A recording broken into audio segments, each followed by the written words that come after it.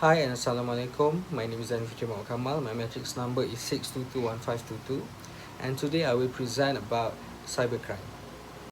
So, for the first slide, we have introduction and background.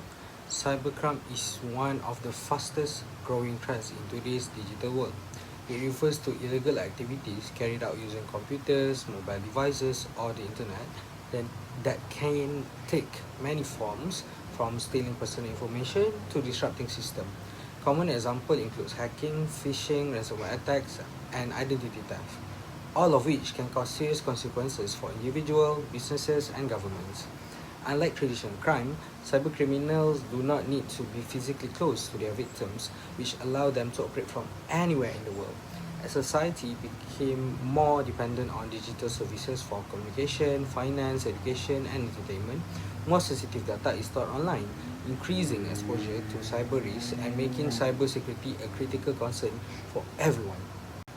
Moving on next, we have transnational nature of cybercrime. Cybercrime is inherently global because the internet has no borders. A single criminal can target a victim across multiple countries simultaneously. To make tracking even harder, criminals often use encryption, anonymization, and other online tools to hide their identities. And adding to the complexity, each country has different laws, enforcement powers, and procedures. This creates major challenges for investigation and prosecution, as cybercrimes often require coordinated international efforts to effectively detect, disrupt, and punish offenders.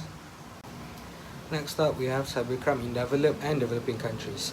Developed countries are attractive targets because they possess valuable data, advanced financial system, and extensive digital infrastructures. On the other hand, developing countries are increasingly vulnerable as their digital infrastructure grows faster than their cybersecurity capabilities. In many cases, limited technical skill, insufficient legal frameworks, and weak enforcement increase exposure to cyber attacks. Cyber criminals exploit this gap, which makes cybercrime a global problem that affects countries differently but universally. The fourth method I'm going to talk about is case evidence, Interpol Operation Red Card. Operation Red Card demonstrates how cybercrime operates on a global and organized scale. Conducted across 7 African countries, the operation led to hundreds of arrests, seizure of thousands of digital devices, and identification for over 5,000 victims. It exposed a variety of cybercrime schemes, including mobile, banking fraud, online investment scams, and symbol phishing operations. The case highlights not only the sophistication of this criminal network, but also the importance of international coordination, law enforcement collaboration, and intelligence sharing to dismantle cybercrime across borders. Moving on next is causes of cybercrime. Several factors drive cybercrime. First, rapid technology growth often outpaces security development, leaving new devices, platforms, and services vulnerable. Second, weak legal and regulatory systems allow criminals to operate with minimal fear of prosecution, particularly in countries with outdated and fragmented laws. Third, cybercrime is financially lucrative and relatively low risk compared to traditional crime, attracting organized network and individual alike. Socioeconomic pressures such as poverty, unemployment, and lack of education also contribute to cybercrime, as some people may turn to online fraud as a means of income. So next, I will talk about global impact of cybercrime. Cybercrime has far-reaching effects on national security, the economy, businesses, and society. Government face threats to critical infrastructure like healthcare, energy, and transport system, which can disrupt service and endanger lives. Businesses experience financial losses, operational downtime, and reputational damage, with small and medium enterprise being especially vulnerable due to limited cybersecurity resources. Individuals face identity theft, financial loss, emotional distress, and privacy violation. The overall impact of cybercrime reduces trust in digital systems, slows economic growth, and undermines confidence in online services and e-government initiatives. Next is case analysis Operation Red Card.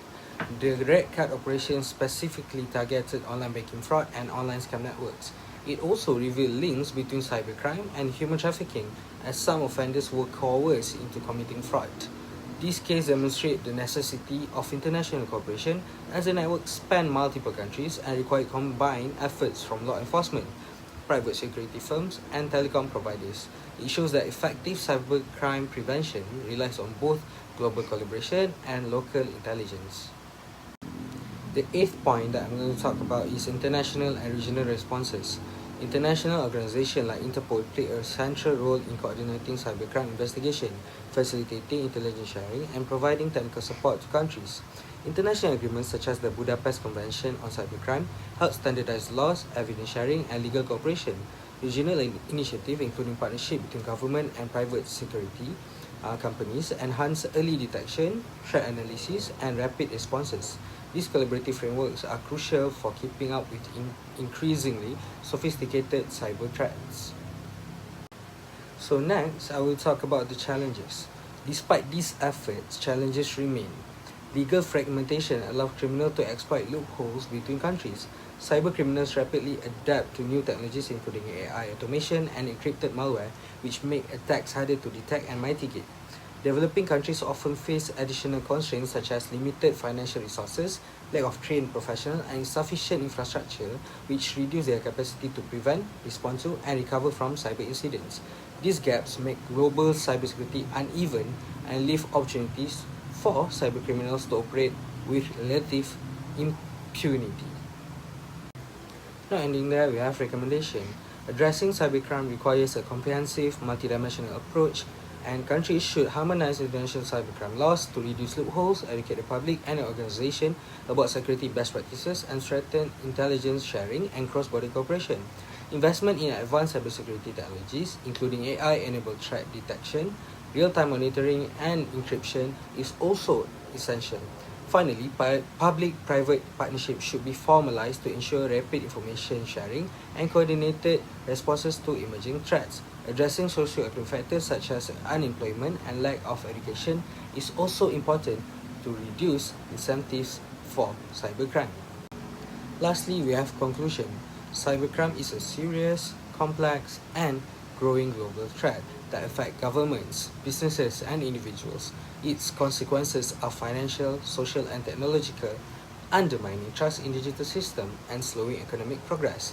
The only effective response is a combination of strong international cooperation, harmonized laws, and advanced technology, public awareness, and continuous capacity building. Only through this coordinated effort can global community truly combat cybercrime in our increasingly connected world. So that's all from me. Thank you and Assalamualaikum.